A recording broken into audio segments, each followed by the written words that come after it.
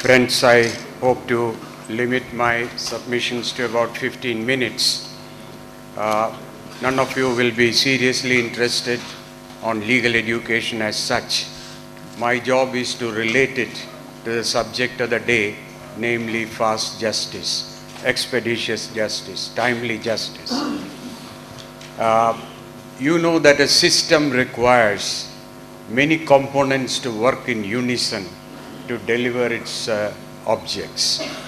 In the case of a judicial system, I would say there are three main pillars which make it work to deliver justice.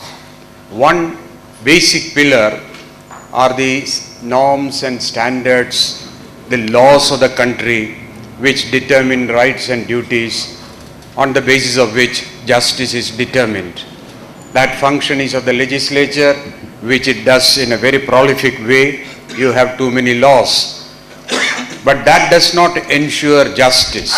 You may have beautiful laws, good constitution as we have, but there must be an institutional structure which would be able to organize justice in terms of those laws, substantive or procedural. Therefore, you have the police, you have the courts, you have the lawyers, the prosecutors, prisons, the civil service. So many institutions have been set up to enforce or implement these laws. But if you have the laws and the institutions, would the system be operational? Perhaps not. The system will be operational when the institutions are presided over by human beings, men and women, who are sufficiently competent and who are motivated and who have integrity of character to be able to deliver such a noble thing, a divine job of delivery of justice. Now, in other words, if the judicial system were to deliver its objects, the most critical element are the human beings, in this case, the lawyers, the judges, the police, and people like that.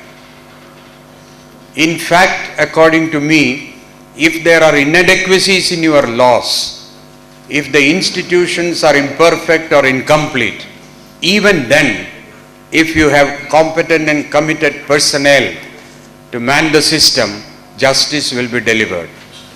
Therefore, the importance of education and training of the personnel of the law.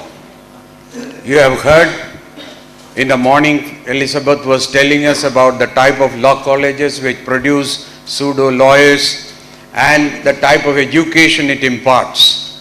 What is this education intended for? I think there is a general perception that law education is intended only to produce lawyers and judges. In a democracy, that is a misnomer.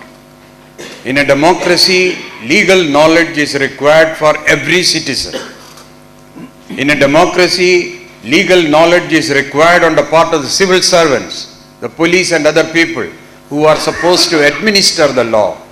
And in democracy, you need the professionals, the lawyers and the judges who have certain skills to be able to examine whether the laws are being correctly interpreted and enforced. In other words, legal education is not just LLB education. Bar Council of India seems to think that the LLB education is intended to produce lawyers for litigating in courts. It's a fundamental wrong. And there is only one degree, LLB, for the civil servants, for the lawyers, the judges, and for everybody concerned.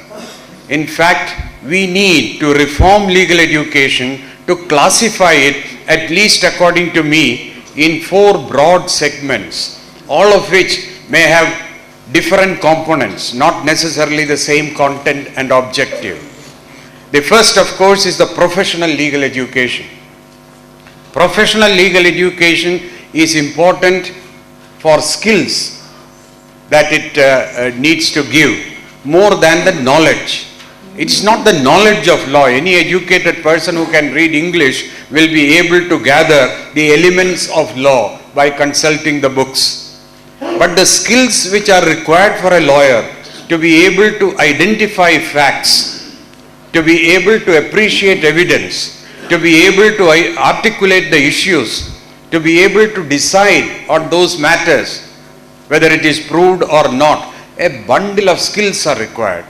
Unfortunately, in LLB education, these skills are not imparted. And more important than the skills, what a professional requires is a code of ethics. It is the integrity or the ethics which make an occupation a profession. But we hardly have any teaching or learning of the ethical norms which the legal professional will have to have. With the result, you produce a law graduate with some knowledge here and there of law, but with hardly any skills and not at all any ethics. And according to the Bar Council rules, he is immediately depositing some money and getting the license to practice on the misery, the life and liberty of other people. This is the sad state in which the profession, which is one of the wheel of the chariot of justice, is very poorly equipped. So we need to address ourselves. Should all these 960 law colleges in the country, giving education to nearly 200,000 students, do they all to be trained as lawyers with all the skills required? It's impossible, and it's not required, because not even 60% of the law graduates produced every year in India enroll at the bar, and half of them drop out. If they get a job in a bank or even a conductor in a bus service, he goes away. With the result, you find there are LLB graduates who might be in the service of the Corporation of Bombay in all types of activities, even LLMs. We have degraded this professional education to no education, and therefore you get this fraudulent pseudo lawyers and all that. That's why this National Law School made a difference. At least some amount of skills have been inculcated on those students along with the knowledge to be able to come to the profession and learn legal practice. So there must be another education for the purpose of mediators, for example. In the morning we heard how important is mediation. Where is the education in law schools on mediation, conciliation, arbitration and other methods of resolution of disputes? Bar Council seem to think that lawyering means putting a black coat and jumping from court to court and arguing in adversarial litigation. But what we need is avoidance of disputes and reconciling disputes before they become aggravated into a litigation form. But there is no competence in the profession today which will require this mediation to be conducted with the qualities of a mediator. So there must be a separate stream of legal education for civil servants, for bankers and other people who are involved in different sectors of the economy or social service. We may have a legal education stream for paralegals. Much of the work that lawyers do today, particularly in the rural countryside, do not need a professional of that type. It could be done by a vocational education after 10 or a 12th standard of schooling. And that will enable justice to be reached without having to go to a lawyer. It may be a question of taking a loan from a bank or any financial institution. The poor ignorant fellow in the village may not be able to know, so therefore exploitation happens. So you need, like paramedicals, para-health workers, paralegals, another stream of legal education. And then lastly, legal education for the masses, which can be done by distance education or whatever you have. I would argue that lawyers should be concerned with justice rather than disputes, as doctors are concerned with health rather than disease. Therefore, can we even change the nomenclature of legal education to justice education? This would be a significant shift as to what the professional lawyers are supposed to be doing in organizing their profession around justice rather than resolving dispute. One is a victor. All technicalities are being taken advantage of by lawyer to get a decision in favor of his clients.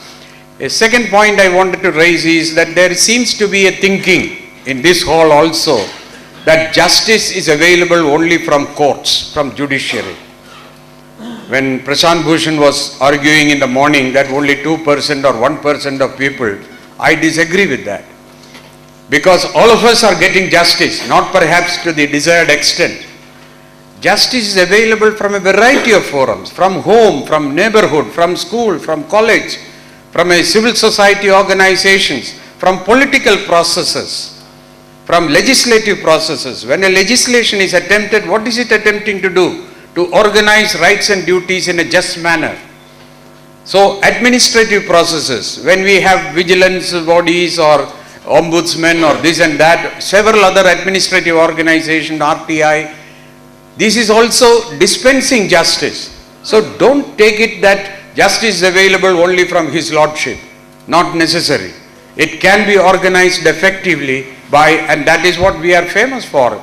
You know, there was a study by an American professor on how disputes are being settled among the railway porters. At that time, hundreds of porters used to jump on people with luggage to get their, there are disputes, but no disputes have been seen amongst taxi drivers.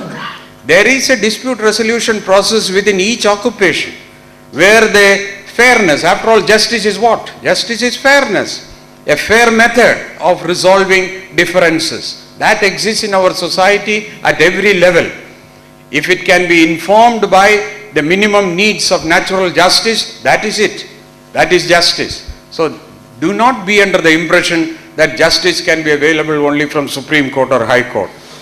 Now, I would now suggest how, for expediting justice, legal education can be reorganized. I gave one suggestion regarding differentiation, classification of legal education and making professional